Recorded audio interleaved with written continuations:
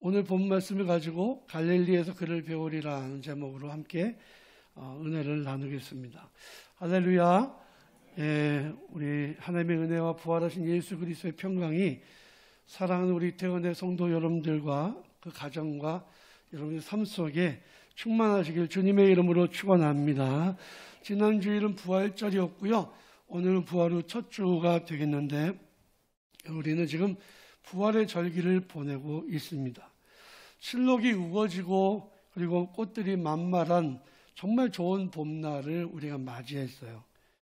주님이 부활하셨다는 얘기는 우리 인류에게는 정말 소망을 주는 이야기입니다. 죽음을 이기시고 부활하신 예수님께서 우리와 함께 하시면서 우리도 죽음을 이기고 그 죽음과 같은 공포와 고통도 이길 수 있게 힘을 주시기 때문이죠. 예수께서 부활하시고 가장 먼저 하셨던 일이 무엇일까요? 그것은 바로 자기의 사람들을 만나 주시는 일이었습니다. 무덤이 있는 동산에서 마리아와 다른 여인들을 만나 주셨고 제자들이 모여있는 장소에 나타나셔서 제자들에게 부활의 몸을 보여주셨습니다. 엠마오 마을로 가던 길에 나타나셔서 절망과 슬픔으로 길을 걸어가던 제자들에게 용기와 힘을 주었습니다. 그런데 오늘 본 말씀에 보니까 천사가 무덤 속에서 마리아에게 이렇게 이야기합니다. 청년이 이르되 놀라지 말라. 너희가 십자가에 못 박히신 나사렛 예수를 찾는구나. 그가 살아나셨고 여기 계시지 아니하니라. 보라, 그를 두었던 곳이니라. 가서 그의 제자들과 베드로에게 이르기를 예수께서 너희보다 먼저 갈릴리로 가시나니 전에 너에게 말씀하신 대로 너희가 거기서 배우리라 하라 하는지라 그랬습니다. 예수께서는요, 여인들에게 부활하신 예수님이 갈릴리로 먼저 가실 것이다 라는 그 소식을 알려주셨어요.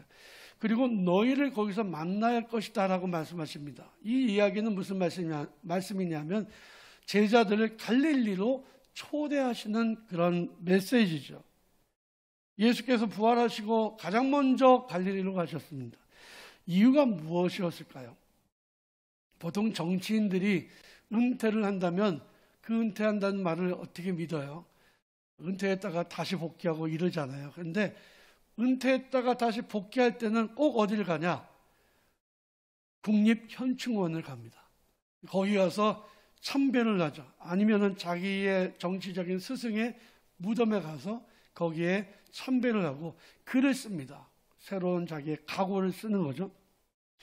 이유가 뭐냐면 바로 그 장소가 자기의 어떤 정치적인 그 입지를 시작하는 장소라고 믿기 때문에 그래요. 특별히 국립현충원은 우리나라의 시작점이기도 합니다. 전쟁이 일어났을 때에 국립현충원에 묻혀 계신 분들은 자기의 목숨으로 나라를 지키신 분들이에요. 그분들의 희생이 없었다면 우리 대한민국도 있을 수 없는 거죠. 그런 의미에서 정치인들은 현충원에 찾아가는 겁니다. 그렇다면 예수께서는 왜 부활하신 후에 갈릴리로 가셨을까요? 예수께서 부활하신 것을 알리시기 위해서는 사실은 예루살렘만큼 좋은 것도 없었을 것입니다. 그것은 정치의 중심이요, 문화의 중심이요, 종교의 중심이었습니다. 전 세계 사람들이 모여드는 곳이었습니다. 뿐만이 아니라 예수님의 십자가에 못 박아 죽인 사람들이 있는 곳이었습니다. 예수님을 죽인 사람들 앞에 예수께서 부활하셔서 짠하고 나타나신다면 그 효과가 얼마나 컸을까요? 대단한 컨벤션 효과를 기대할 수 있었겠죠. 그러나 예수님께서는 정치인들이 있는 곳, 또 자신을 죽인 사람들이 있는 곳으로 가지 않으시고 그 대신에 갈릴리로 가셨다는 거죠. 왜 예수께서 부활하셔서 가장 먼저 갈릴리로 가셨을까요? 그 첫 번째 이유는 갈릴리는 바로 복음의 시작점이었기 때문에 그렇다는 거예요. 출발점이었다는 거죠. 여러분, 교회의 시작점은 어디냐면 바로 모든 사람들이 다 그렇게 꼽지만 마가의 다락방입니다. 성령 충만 받고 교회가 그때서부터 막 퍼져나가기 시작했죠. 그러나 복음의 시작점은 어디냐? 바로 갈릴리예요. 예수께서는 베들레헴에서 탄생하셨지만 자라나기는 갈릴리 나사렛 동네에서 자라나셨습니다.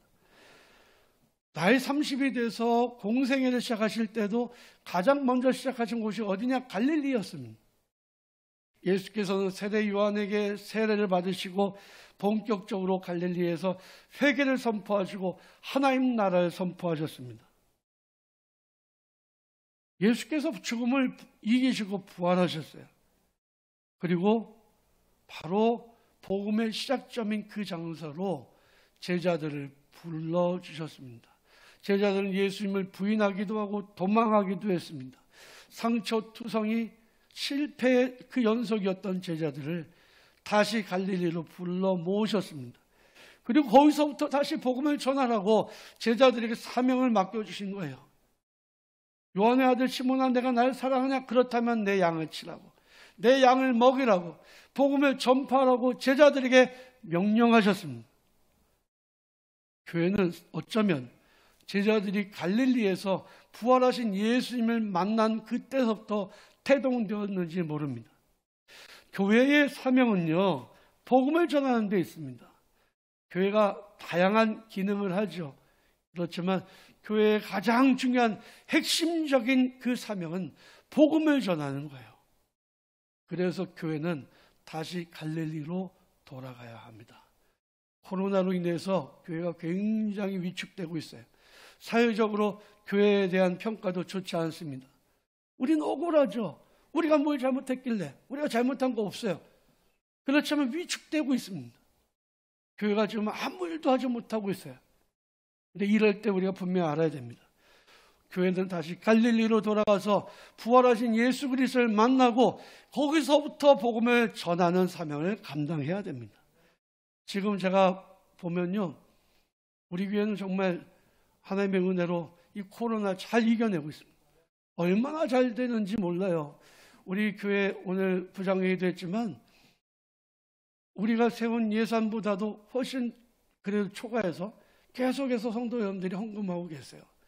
우리 많은 일들 지금 하고 있잖아요. 다른 교회들 보면 위축돼서 아무 일도 하지 못하는 교회들도 참 많이 있습니다. 우리 중남지방에 있는 교회들은요, 우리 교회가 처음 시작했던 여러 가지 전도 그의 자극을 받아서 지금 전도하는 교회들이 꽤 많이 있어요. 그런데 전도하는 교회들마다 막 열매를 맺고 있더라고요. 뭐 교회에 한 3가정이 한꺼번에 등록하기도 하고, 어떤 경우는 온라인으로 아예 교회 등록해서 온라인 교인이 되는 경우도 있습니다.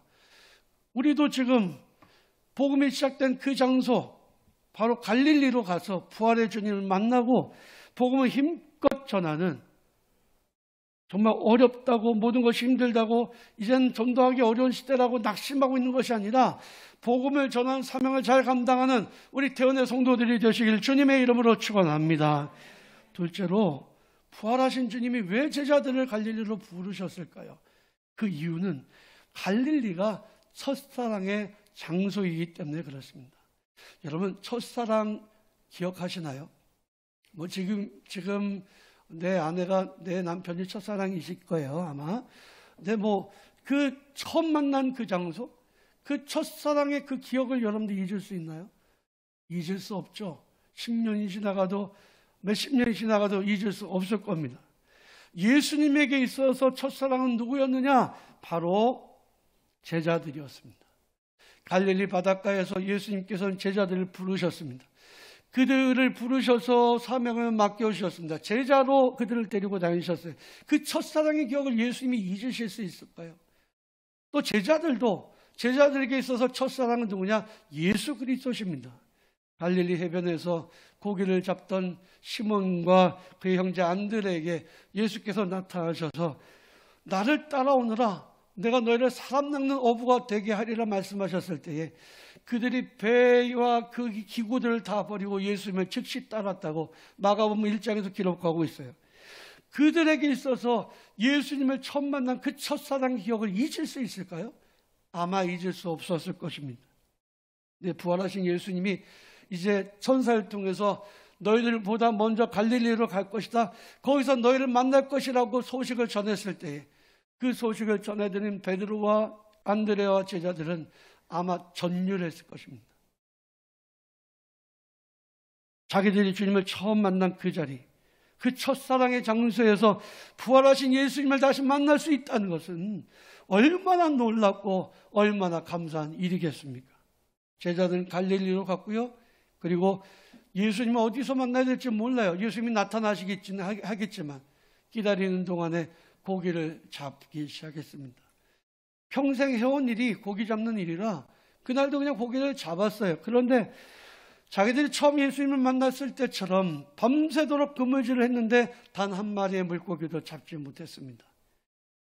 이윽고 해가 동표에서 떠오르는데 아직 사방이 어둑어둑한 어둠으로 덮여 있어요. 사람의 얼굴 분간할 수 없고 형체만 겨우 보일 수 있는 그 순간에 저 호숫가에서 누가 이렇게 이야기합니다. 얘들아, 고기를 좀 많이 잡았느냐? 아니, 우리가 밤새도록 그물질했지만 하나도 잡지 못했습니다. 배 오른편으로 던져라. 그러면 많이 잡을 수 있을 거야. 그 말대로 배 오른편에 그물을 던졌더니 그물을 능히 들 수 없을 정도로 엄청나게 많은 고기가 잡혔습니다.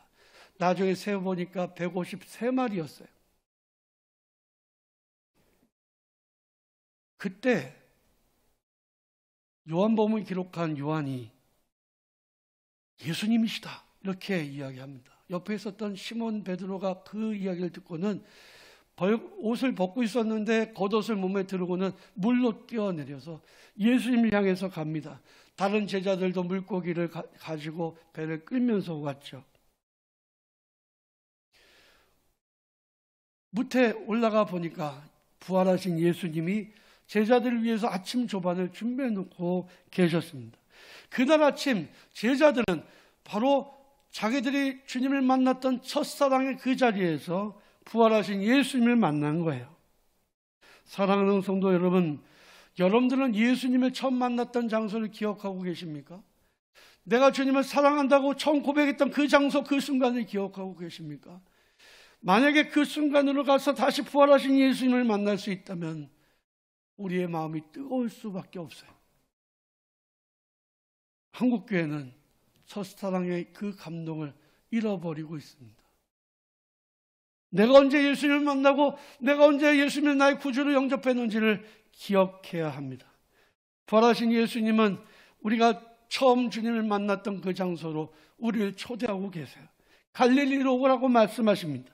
내가 그곳에서 너희를 만날 것이라고 말씀하고 계십니다. 우리 모두 내가 처음 만났던 그 첫사랑의 자리 갈릴리로 돌아가야 합니다. 그곳에서 부활하신 예수님을 만나야 됩니다.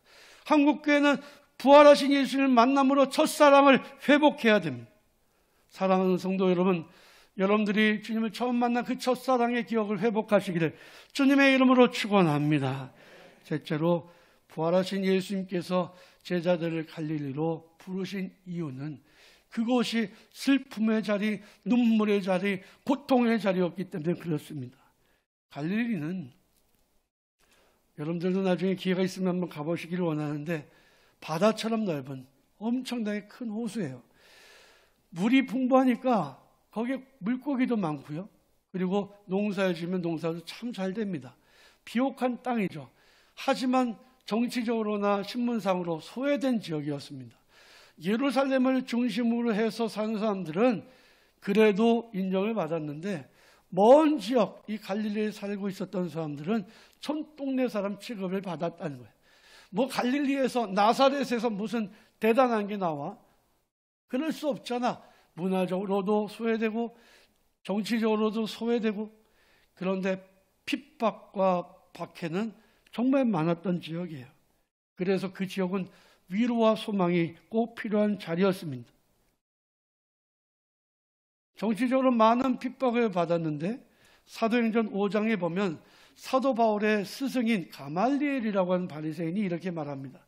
그곳 갈릴리는 예전에 드다라는 사람이 일어나서 400명의 사람을 이끌고 다니다가 그가 죽으니까 다 뿔뿔이 흩어졌고 그 이후에 호적할 때 갈릴리의 유다라는 사람도 일어나서 많은 사람들 데리고 다녔는데 그가 망하니까 다 뿔뿔이 흩어졌다.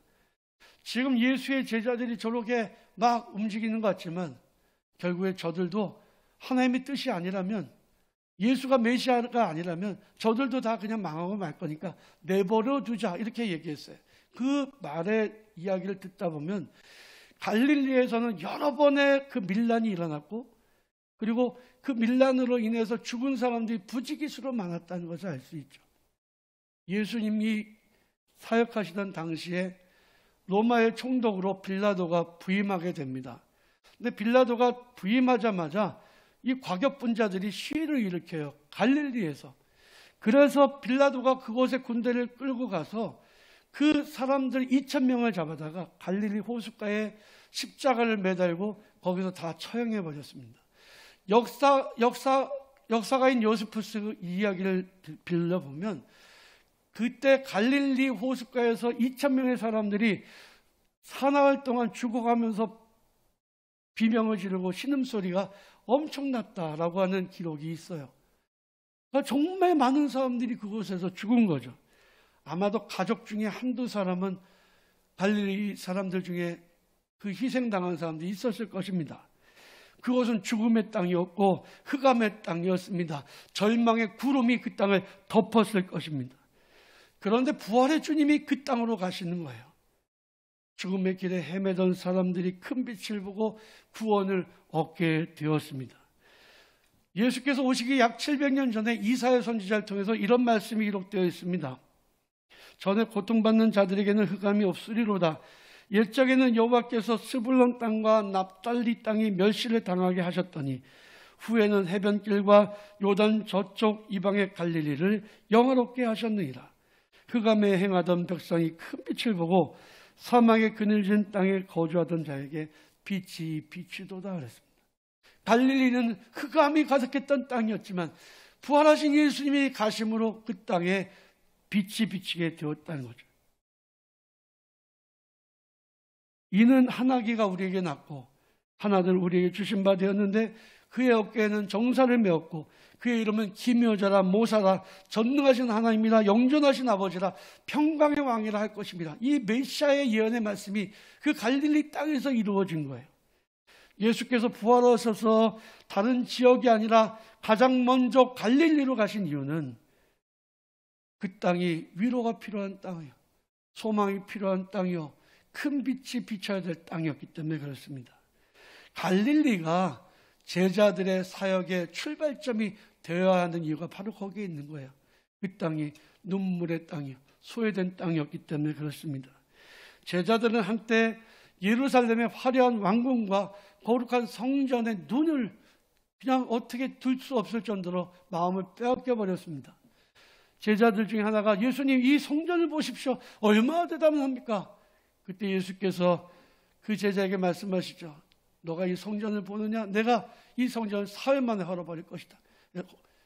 헐고 사흘 만에 다시 부활할 것이다. 이렇게 말씀하시잖아요. 세상에서 보이는 대단히 아름다운 건축물도 다 소용이 없고 헛된 것입니다. 역사의 유적지를 찾아가 와 보십시오. 제대로 남아있는 것들이 하나도 없어요. 그때 영화 남아있는 거 없습니다. 예루살렘 성전도 다 무너져 버리고 예루살렘 왕궁도 다 무너져 버렸습니다. 그러나 하나님의 나라는 제자들에 의해서 차곡차곡 세워져 갔고 교회는 더욱더 힘을 얻어서 든든히 세워져 갔습니다. 제자들이 있어야 될 곳은 예루살렘이 아니라 보다 낮은 곳, 보다 소외된 섬김이 필요한 장소, 바로 갈릴리였다는 거죠. 예수께서는 그곳에서 가난한 사람들, 병든 사람들, 소외된 사람들 만나주셨습니다. 제자들도 그렇게 하기를 원하셨던 거예요. 그래서 갈릴리를 부르셨던 겁니다. 제자들은 예수님처럼 소외되고 헐벗고 눈물과 슬픔으로 고통 겪고 있는 사람들을 위로하면서 그들에게 복음을 전하면서 교회를 세워나갔습니다. 부활하신 주님은 오늘도 우리를 고난의 자리, 눈물의 자리로 이끄십니다. 흑암에 고통받고 있는 영혼들을 우리를 통해서 구원하기를 원하십니다. 그러므로 사랑하는 우리 태어난 성도 여러분, 우리 모두가 부활하신 예수님을 만나러 갈릴리로 가기를 원합니다. 그곳에서 세상의 모든 눈물을 닦아주고 상처들을 치유해주고 그리고 그들에게 복음을 전해서 그래서 세상을 구원하는 우리 태어난 성도들이 되셨으면 좋겠습니다.